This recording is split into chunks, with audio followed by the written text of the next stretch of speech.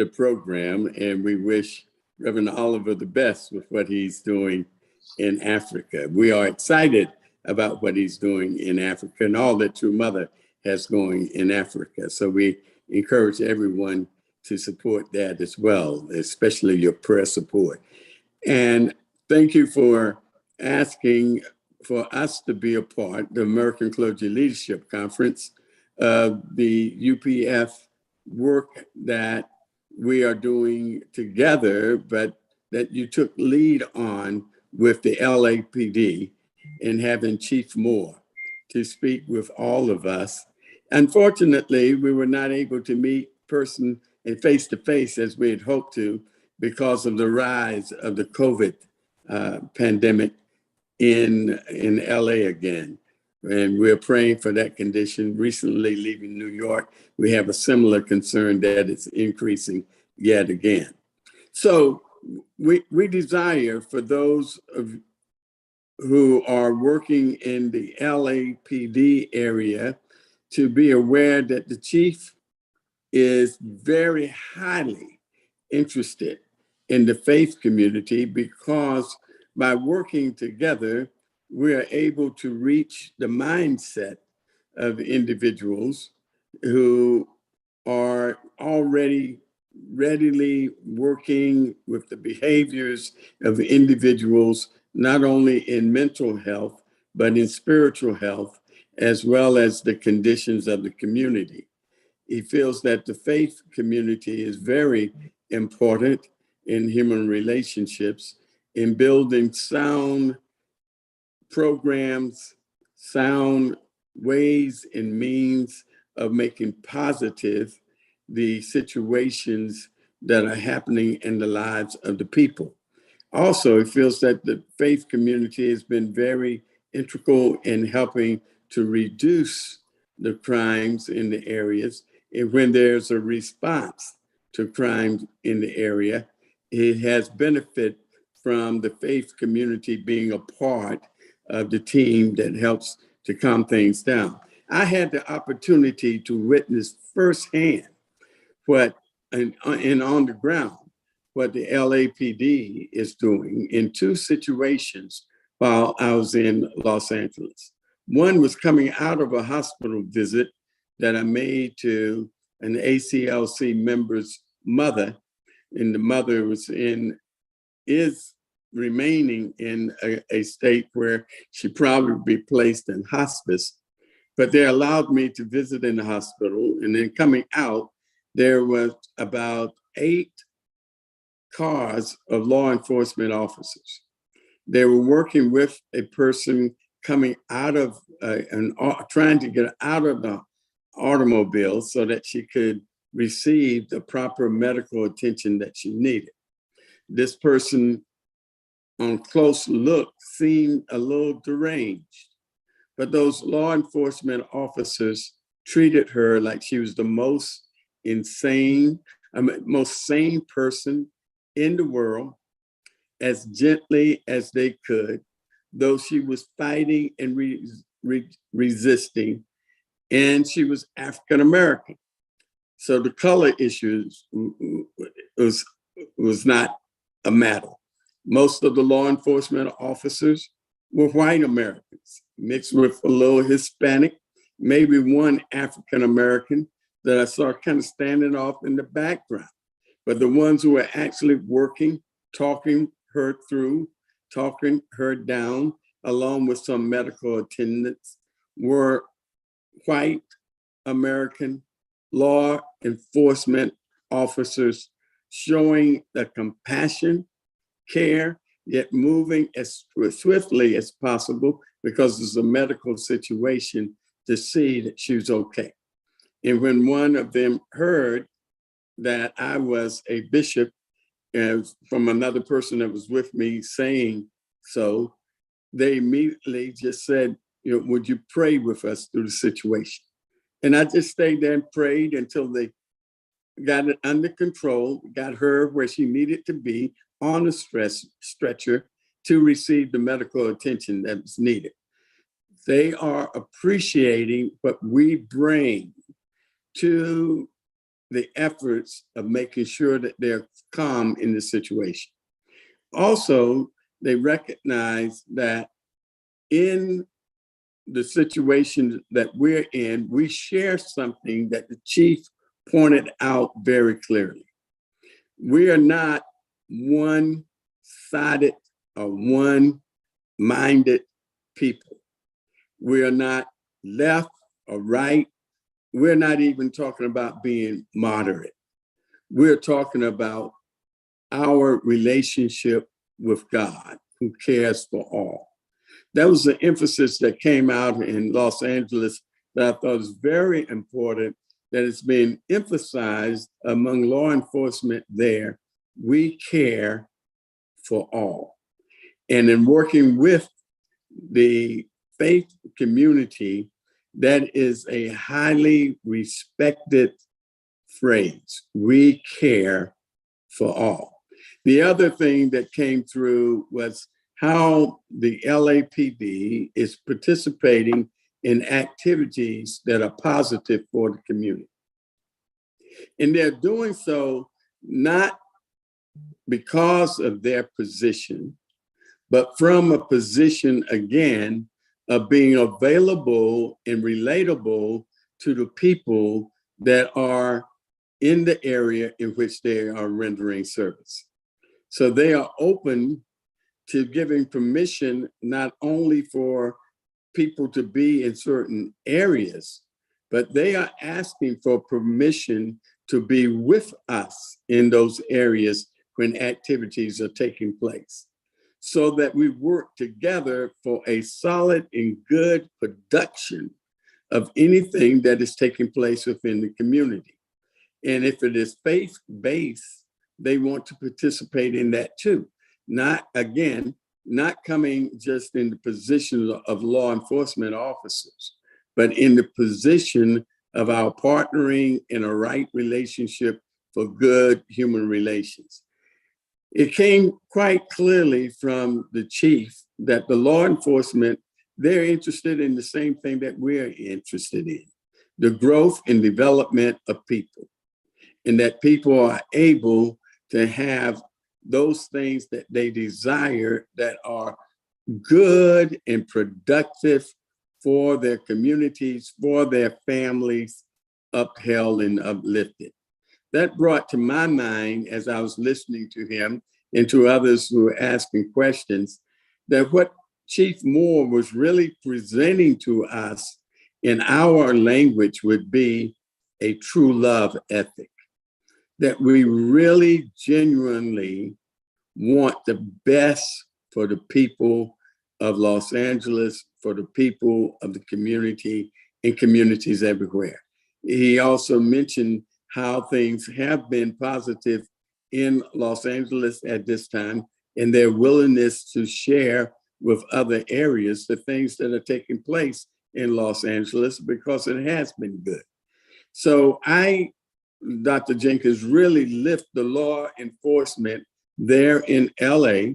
And as you know, we've been working with Chicago as well.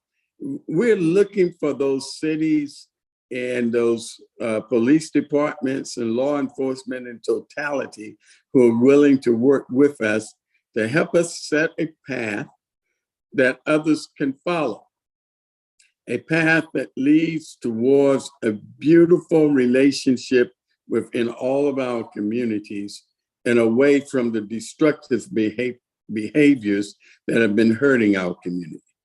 And we know that it's not just a common situation where good people are attacking good people, or people with good intentions are attacking good people. But yet they are human beings who, for one reason or another, are off the path in which we desire for them to travel. But we stay the course on the right path, even in trying to respond to them.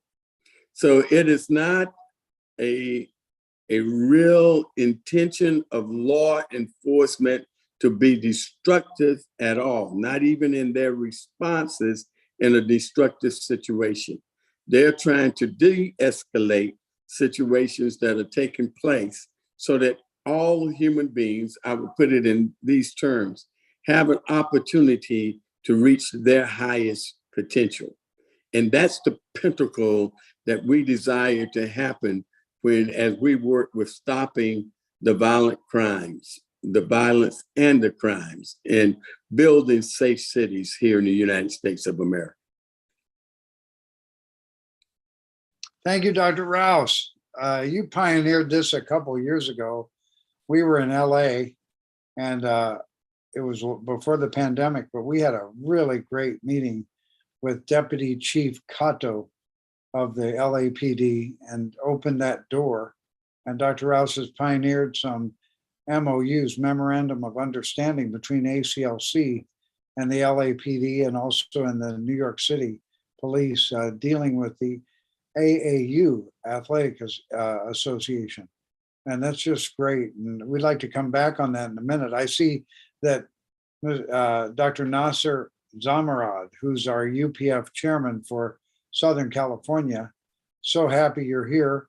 And Nasser, you set up or the police got a hold of you because some of your interfaith programs. Tell us how you ended up having a direct program with Chief of LAPD, Michael Moore. Yes. Hi, Dr. Jenkins, Dr. Ross. Yes. I was listening to you and you said it very well about, you describe it very well about, law enforcement, how they want to actually work with us. They are so desperate, actually, I felt. And the reason I got into that, I was always praying and thinking that how we can work out with the law enforcement. But through the National Parents Day, I invited, Sheriff Baca was very popular. So he came and he liked the, National Parents Day, and then I invited him to our activities.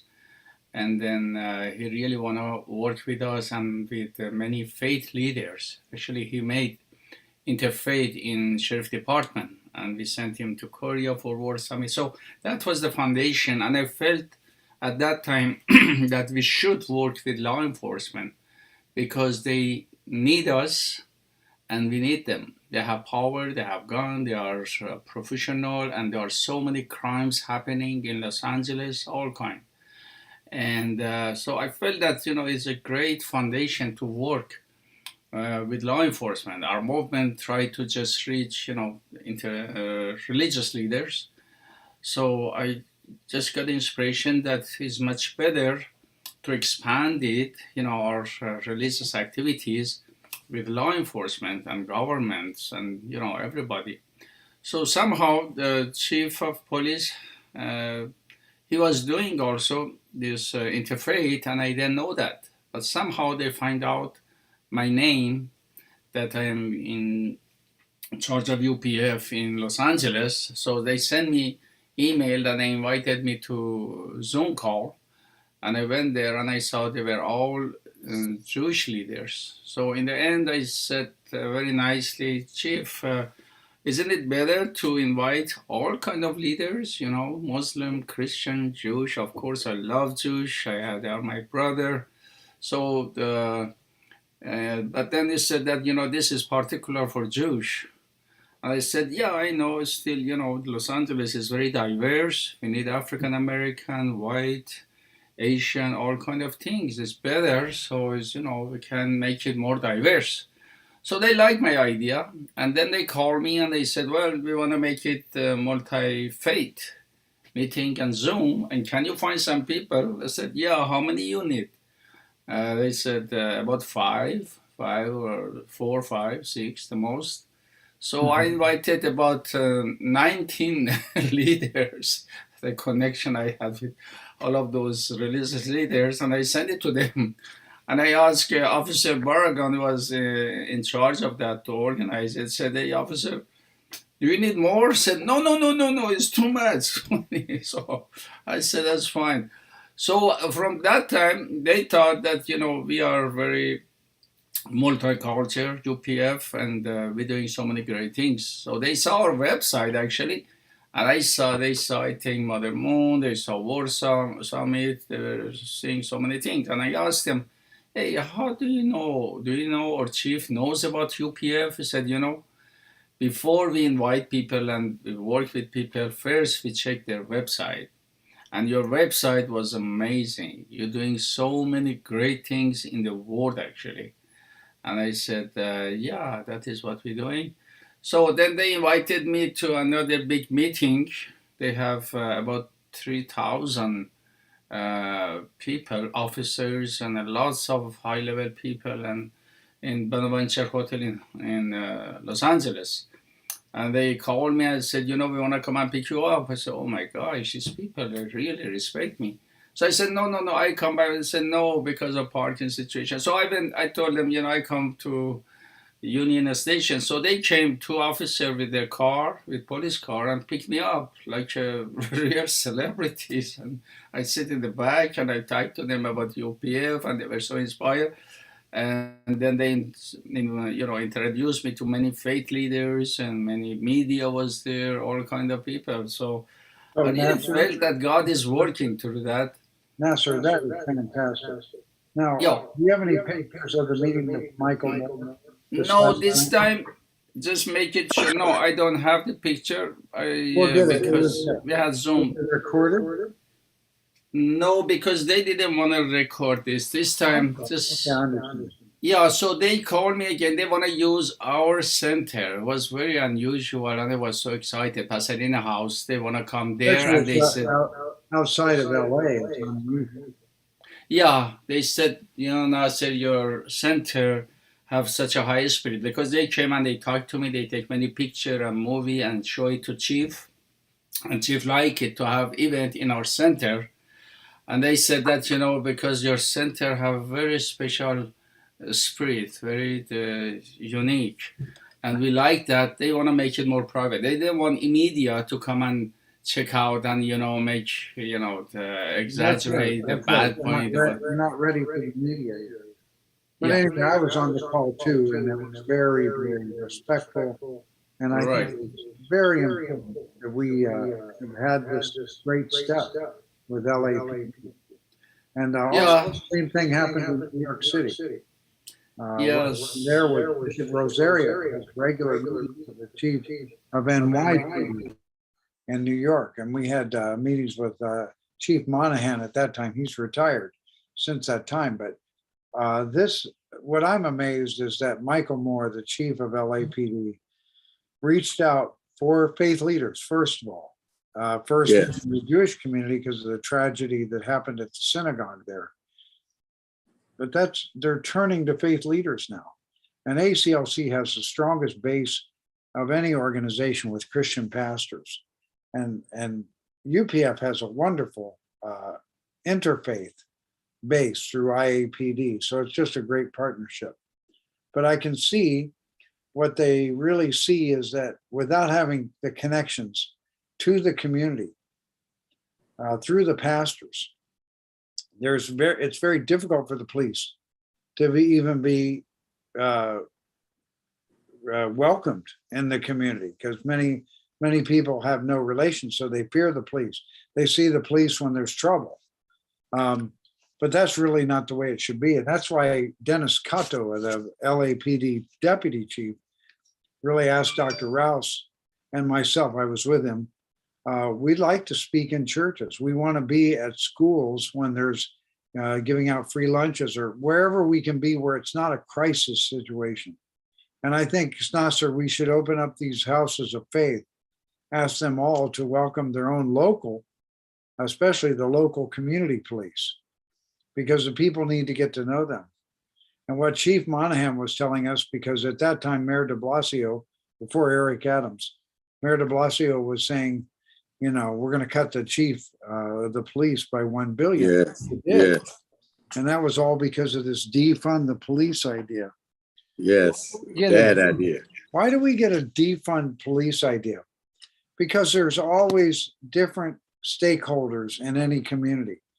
But you'll find there are stakeholders that believe that the first way to solve problems in the family, the first way to solve problems in the community, it doesn't have to do with money. it has to do with human relations, good relations, love for your fellow man, service, sacrifice for others, bringing people together.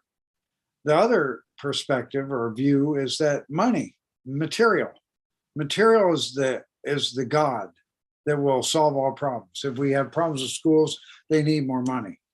Or if we have problems with the police and they're doing wrong, we'll cut their budget. So Chief Monahan told us in an NYPD, you know what that does when you cut $1 billion out of one of the largest police departments in the world? The first thing that goes is the non-crisis portion of the police. He said, we can't not cut our staff on officers that carry radios and are responding to deadly violent situations. You can't cut that, or otherwise people call the police and no one comes. So he said, the first thing that goes, community policing. And that's where the policeman's walking the neighborhood beat. Yes. And he gets to know the neighbors, and he's getting the cat out of the tree, and he's helping the little kid with their tricycle that rolled into the street. And he's part of the community. He's part of the family. And he said that when you cut the budget like that, first thing that goes, community policing. And 1990, the gun deaths in New York City, there's stats on this from NYPD, was 2,500 or so gun deaths in 1 year, violent gun deaths, criminal gun deaths. And then in 2019, there was only less than I think it was 350 to 400.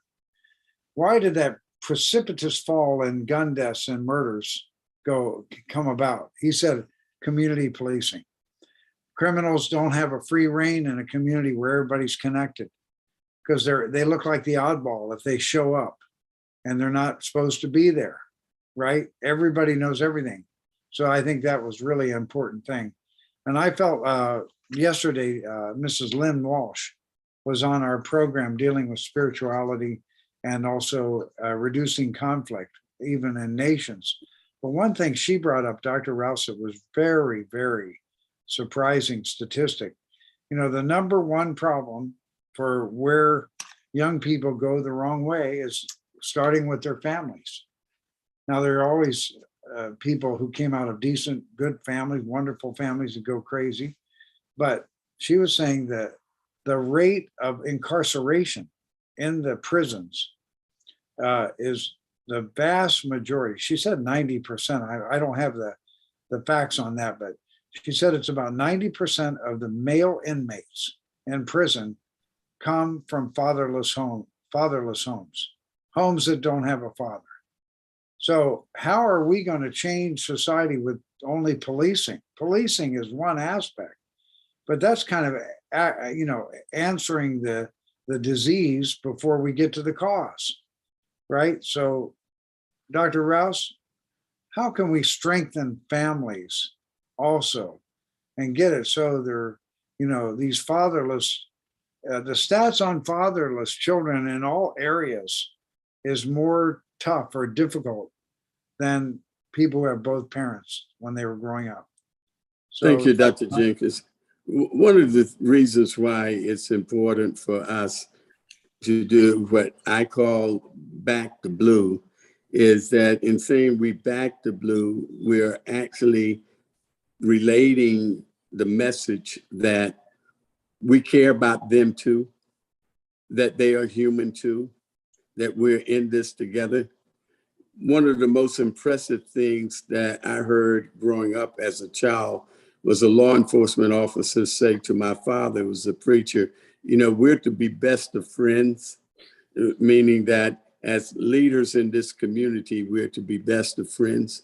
The way in which we are going to counteract that which is causing a great destruction in our society is to rebuild, reconstruct, and establish strong family relationships, because everything within our human relations starts within a home. And when there's no home for the person to be growing up in, we need friends in every professional area to help to do the right things in raising those children. So the education department becomes important. The uh, assisted care of kids, whether we look towards them being orphans, as people have often used that term. We're beginning to change some of the language today. But wherever they are receiving the care, we've got to promote the values, universal values, values that relate to family, familial love is very important.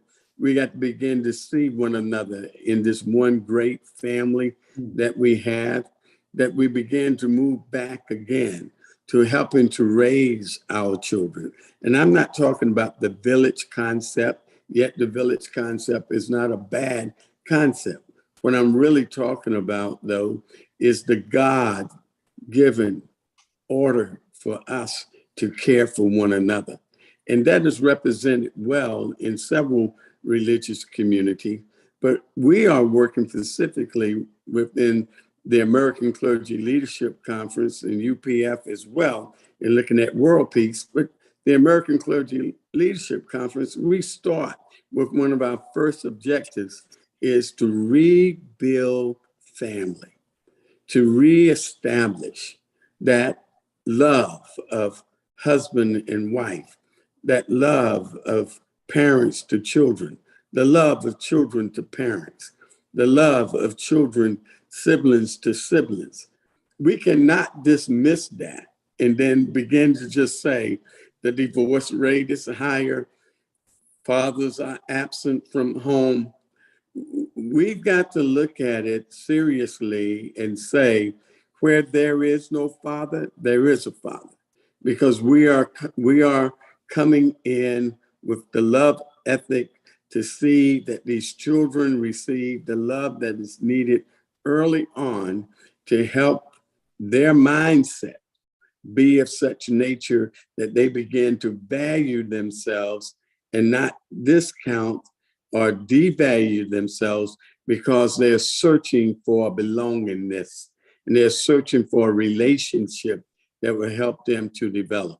Where there's an absence of any parental care that's there, we need to take responsibility to see that we help save that life. In so doing, what we are discovering is we may actually be saving our own, and not just by cliche, but by the actualities of what we're finding in the statistics, that kids who do not have both parents are kids who do not have the traditional parental care. They still need parental guidance. And that's why our services, law enforcement, again, often becomes very important in that area. Yes. Because when there's a good relationship going on, they find that authority figure, yes, but also that caring figure that helps them to go in the right directions. Well, Dr. Rouse, I want to share a couple of photos from Nasser. This is Mr. Grisafi, Commander Grisafi, commander of the Pasadena Police Force. We were there on Saturday for Parents' Day, and there's Nasser right here with Commander Grisafi, and also Parents of the Year for Pasadena, strengthening parents, strengthening, honoring family. And what was so beautiful is, you know, the police were so happy to be involved with this non-emergency situation, you know, where they can be serving the community, helping to give out these wonderful parents, you know, their certificates of honor. And, you know, Officer or Commander Grisafi is really, he was so proud that day. He said, this is a beautiful, beautiful side of Pasadena, these great families, which are the majority, by the way. The majority of the people are good people, without question. It's a small minority that really bring up a crime. And then there's also the problem of domestic disputes. That's also a very serious problem. It's not the majority, it's a minority of families, but it's serious. It's not the people's fault. But domestic, you know, squabbles between family members can go, it's one of the most dangerous calls for the police, believe it or not. And the reason is sometimes it's really emotional and gets out of control. And then when the police grab the husband who's who's, being violent to his wife. The wife will get violent to the police officer because she'll go crazy and think they're going to kill her husband, because it's all emotion. Well, that's why I'm really, this whole effort, and Dr. Rouse has really helped with this also, but their whole family gets involved and the police love it. This is community. Any comments you want to make about this, Nasser, and the police involvement with your programs? This is a wonderful thing. Now, this is an example. She was an officer of Pasadena Police, and she's was honored as Parent of the Year as a single parent, but just that's why we honor everybody. But that was just great too. She was honored as a wonderful mother, but she's also, the sheriff and the officer Mary Hooker. It was really great, really great. Nasser, you want to comment on this? How did you get to the chief, and was it Nat helped introduce you? Yeah, Nat helped me, and but every year actually we have few officers. They come to National Parents Day. Last year was actually chief of Pasadena, John Perez. He's not chief anymore, but they always come, and they more than actually two, sometimes 4 or 5 officers they come, and they really enjoy to see that they're getting involved, and we invite them. They are so happy, and they come back after that even to Pasadena House for lunch and continue.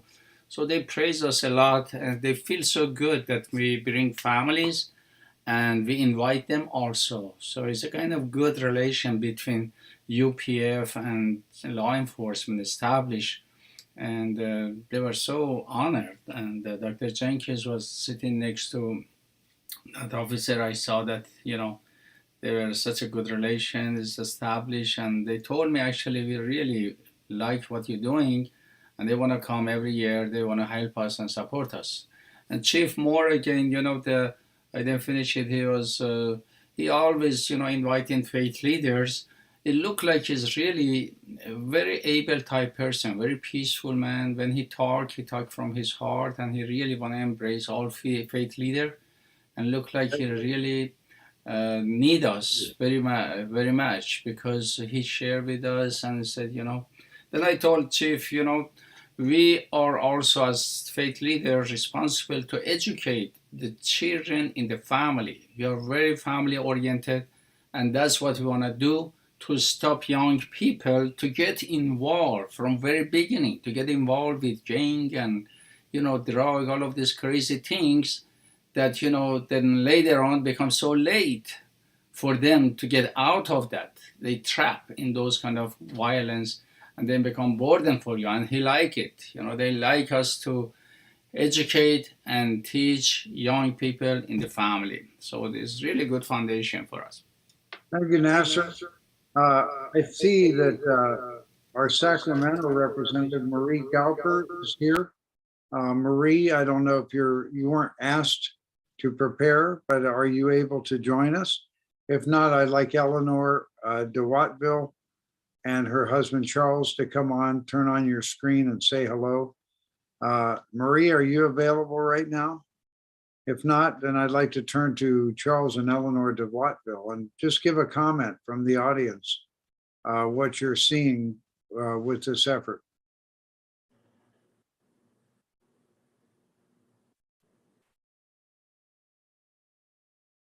All right, Nadia. Okay, there's Charles. Go ahead, Charles. Welcome. You can unmute. Yes, very good. Yeah, I apologize. I'm multitasking here. Oh, good. Really grateful to hear the conversations. Yeah, I don't think Marie is on today. There's other folks from our committee that are on, but anyway, I really appreciate the work that's being done here, and it's really something that I know in our community, the faith leaders that we're working with are really happy to see progress in this area. So yeah, thank you for sharing. Thank you. How about Louis Muhammad? Louis, are you able to join us? Thank you, Charles. And thank you to your wife, Eleanor. Great work you're doing. Louis, come on. Can you hear me? Yeah, we can. Can you hear me? Yes. Are you able Okay, to? I do like to Okay, I am moving. Can you hear me now? Yeah, we hear you. Okay. Okay, good. I'm like the other gentleman, I'm multitasking. I mean, I like what's being said. I think everything has been said is something that we as clergy should look at and make moves to empower those families, particularly the broken homes, and try to work to resolve those issues. But I think the elephant in the room we need to take a look at is the other side. We should say, well, why are people calling for defunding of the police? Why are people saying that the police are not dealing with our community in an equitable way? It is because there are things happening that we've seen, I mean, nationally and locally, that are happening that are causing people to say the things that we're hearing them say. And one of the things is what goes on with these police unions who back those policemen who have obviously have traumatized the citizens. They get backing. They get financial backing. They get legal backing. And when people see those who traumatize the community get that kind of backing, then of course they're not going to side with anything anyone wants to do where the police are concerned. So I think that that's a concern. We look at George Floyd. We look at the other. Recently, we had a black man who was shot 40 times, another who was shot 60 times. No. Then we see someone go into a grocery store and kill black citizens in a grocery store, and then he drops his gun. He just gets arrested and taken away. You know, we saw the young man who killed the members of Emmanuel Church. We saw them arrest him, take him to Burger King and feed him before they took him to prison. You know, so I think that there's a lot of inequities that we got to talk about, because if we don't talk about the inequities, it's going to be hard for us to bring the community together to do those things to solve the other aspects of what we see going on. So I thank you for that, and thank you for the opportunity to That's speak. very important. That's absolutely correct. There are problems that have to be solved. Dr. Rouse, how do we work to answer Mr. Muhammad? And Thank you, Minister. Thank you, Dr. Jenkins. Thank you, Minister Muhammad, for your comment. Yeah, I wrote earlier today on Facebook to get people to conversate some about some of the reasons why many are bitter or angry about some of the things that's happening. Some of it has to do with the history of conceived supremacy, and we haven't really addressed that well. But as you're bringing up, other parts of it has to do with the currency of now, when inadequate policing is being done, or responses are being made. And there are various reasons for that, some emotional, some spiritual even. But the way in which we can address it is with some of the things that we already have in place. So I advocate, along with others, and we talked to Chief Moore again about this in another Zoom conversation once before. And he's very much interested in it. And I think more of it will be done when COVID is down. The Citizens Academy that law enforcement places there. And when leaders of citizens are asked to come and learn about what is happening and what law enforcement is responding to, what we need to do is create within the religious community coming out of that academy a way in which to get that information funneled well throughout the community.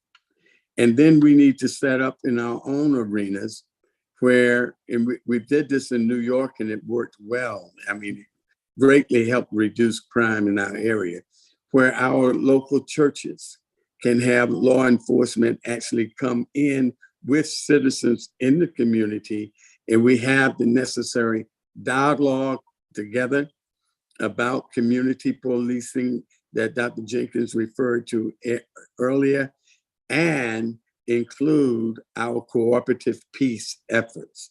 And then the more in which we can address the issues, get to the the bottom line and the fine lines that are there, then we can have the betterment of relationships.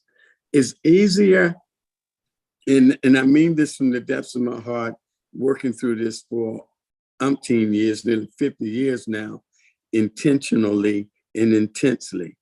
It's easier for us to grab hold of the color of skin than it is for us to deal with the matter of content and the matter of heart. And we need to get to heart and content. Amen. Amen. Oh, God bless you. We do have Can I to make one suggestion? Can I make one suggestion too? Yeah, please. I don't know if you all know Abdul Malik Saeed out in LA. He represents Minister Farrakhan in the Western region. Yes, we know. Yes, y'all, if you could make him a part of this discussion, because Absolutely. he's worked to solve over 60 gang problems. And it was the police chief and the mayor of LA who called him to help with that situation when Nipsey Hussle was murdered in LA. Mhm. So I would like to submit his name for someone that you all can have to be a part of your panel. We'd love to. And also, you know, because we were really relating with the LAPD during that time when Nipsey Hussle was assassinated, they called on us to gather clergy at Nipsey Hussle's business there. And we went there with Dr. Rouse and went there. About 40 clergy went there. We had a press conference there to calm the community down. It really had a big impact because the police don't want to be in the middle of speaking about this kind of tragedy. And it wasn't about police in that instance. It was really about some vengeance against some partner of Nipsey Hussle with his store. And that was a tragic, right, Dr. Rouse? That was a tragic.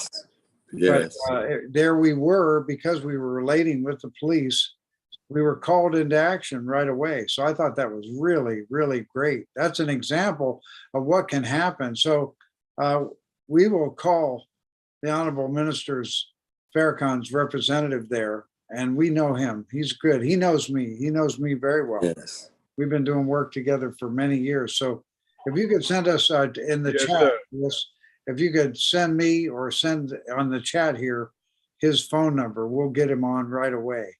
And I'd like to share one more thing that Nasser just sent me. This is nice. This is what I wanted to show. This was the meeting last Wednesday with Nasser and Dr. Rouse, myself, and here's Nasser here and the police officer, and here's Chief of LAPD. What a great, great thing that is. And, you know, the more we relate, the more we dialogue, the more we start to get to know each other. When you get to know people, it's really easy to call on them. We need to back these rabbis up. We need to back these Muslim brothers and sisters up. We need our Christian clergy too. We need everybody to solve this problem, right? That's it. Everybody's involved.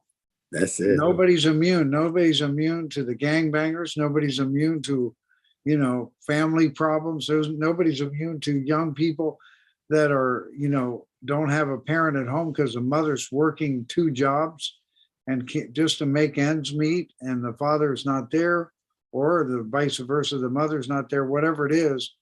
Those young people, they can still grow up like President Clinton did to be president of the United States. Right. But at the same time, without spiritual counsel, without spiritual oversight, without parenting from somebody, you know, like Dr. Rouse is a counselor, so he can help parent people with principles and values that help those people make different choices, you know. But if they're not given any option to make any choice, this is what we see. We see a tragedy will unfold. So I'm really grateful for this, Nasser. I'm grateful for Dr. Rouse. But even now, we're just beginning to really get good connections. We were with the Chicago PD a couple weeks ago with ACLC and with Officer Rita Pritchett, who's a chaplain and a long-term member of ACLC, helped set it up with the Alderman Coleman, who's now a pastor, a bishop. That was tremendous also, because what happens is you get to know everybody. You start to know one another. That's the most important thing we can have happen.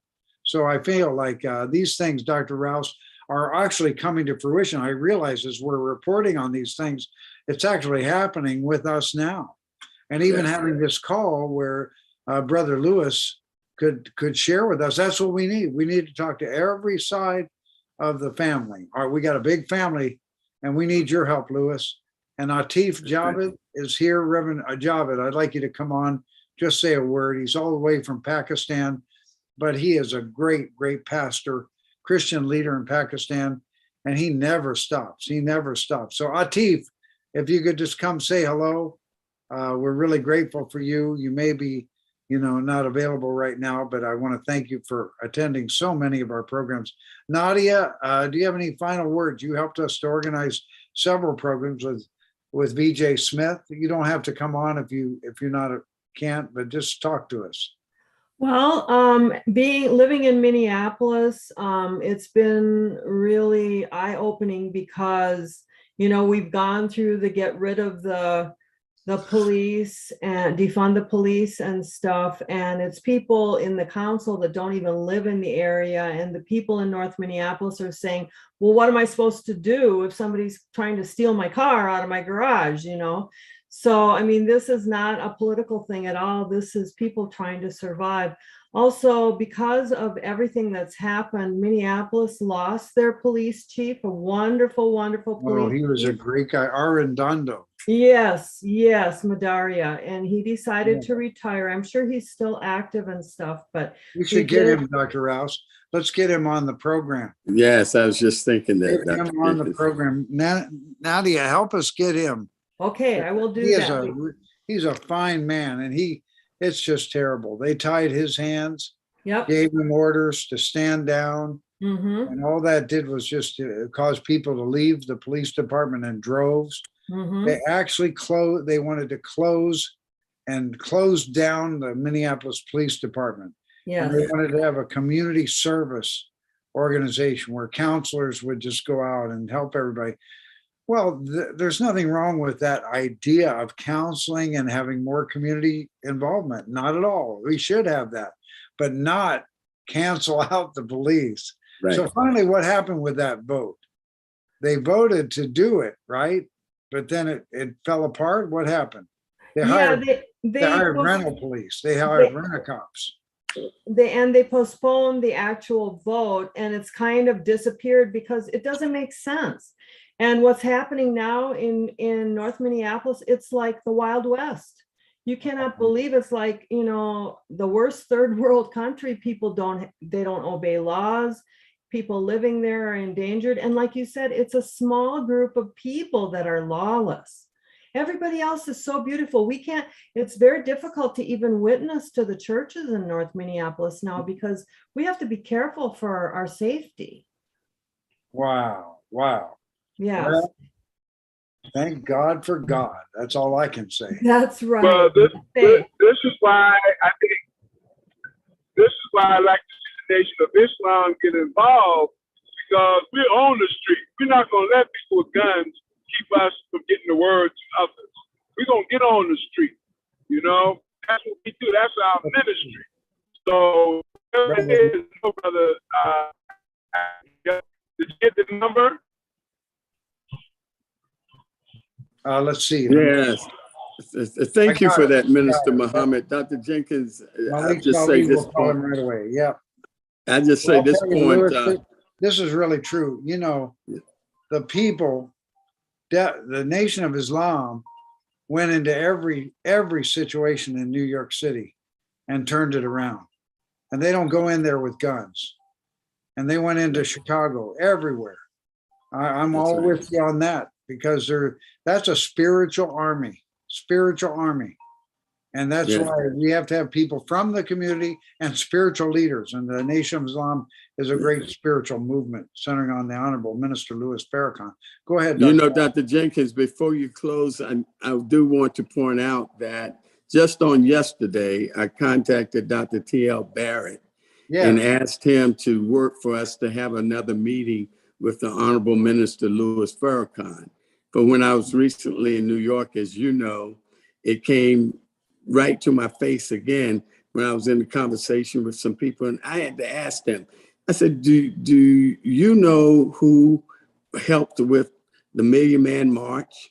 And they said, I said, did you know why it would be that some of us as religious leaders are not known to help? They gave an answer. And then I turned to one who you know very well, Reverend Grodner. I said, Reverend Grodner, where were we with the Million Man March? And he says, we were out there getting people to attend. We were out there gathering the support. We worked well. As Minister Farrakhan has spoken with us in New York at Salem Church, as you indicate, looking at the big picture, as Minister Muhammad is pointing out now. There is no way that we can leave out the Islamic community, and especially the Nation of Islam. We're in this together. We are family together. And that's the message to everybody. We're going to have peace, cooperative peace, because we are the one family under the God who owns the universe. Thank you. Wow. Wow. Thank you so much, Dr. Rouse. This has turned into a really great session. We'll be ready to welcome our dear Vice President, Reverend Zachary Oliver, next week. We're so excited about this program today. I want to thank everybody here. Dr. Rouse, especially, thank you for getting on and being with us. You're such a pillar for us. Yes, and we were there for the Million Family March, of the second of the series of Million Marches. We were there for the Millions More movement. Million Family March, we were partners together, side by side. And I'll tell you, it was a great experience. And that's why we have to really, and that's why Nasser, what you're doing with Interfaith. Interfaith is getting to be brothers and sisters with our brothers and sisters from Islam, from Buddhism, Hinduism, Christianity, all of the different aspects of faith, Hindu community. They're all important, but you don't take down those barriers unless you get to live together and be together and suffer together and work together and help each other. And then all of a sudden, the theological barriers are not really barriers at all. They enhance our understanding of God, different aspects, because God is infinite. And that's why I love what Bishop Jones says, Dr. Rouse. Bishop Jones said, no religion, Christianity or any religion, is big enough to put all of God within their understanding. That's right. No religion big enough Not to one. completely contain all of God. So we need each other. I want to thank you all. This has been a great time. Nasser Zamrad, can you come back on? And Uli, and don't come on blurred now. Don't come on blurred. I'm blurred. Bring that great woman of God. There's Nasser. He's the man of love with his wife. His wife is the one that really makes sure he gets to the right place on time, that he has a nice meal, and he's ready to go. And she did all those certificates for the Parent State program. Absolutely beautiful, Dr. Rouse. There's about 34 couples honored right there. Every race, every background. So Uli, That's right. Uli, can you just close it out with a moment of prayer? Dear Heavenly Parents, we really thank you for this webinar meeting we have today. And we want to offer this to you as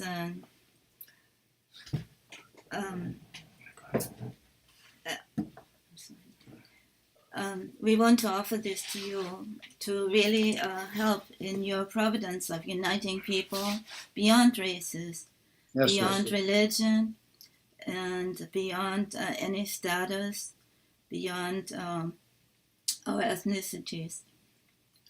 We really want to work together to create one family under God that can have peaceful lives, peaceful communities, and peaceful nations. And we really hope that we can contribute to this by working together with law enforcement and religious leaders. And we really pray that you can bless our efforts. Yes, Lord.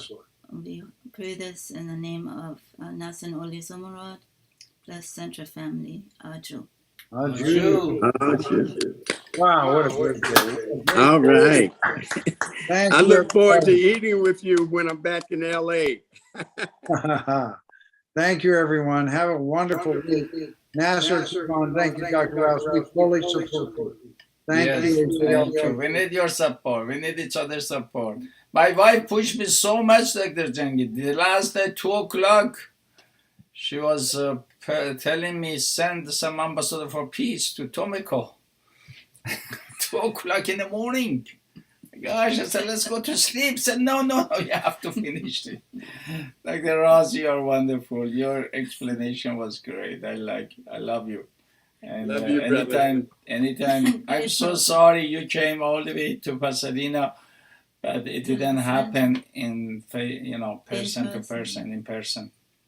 But they're gonna come back. They told me they're gonna make it more interfaith with LAPD.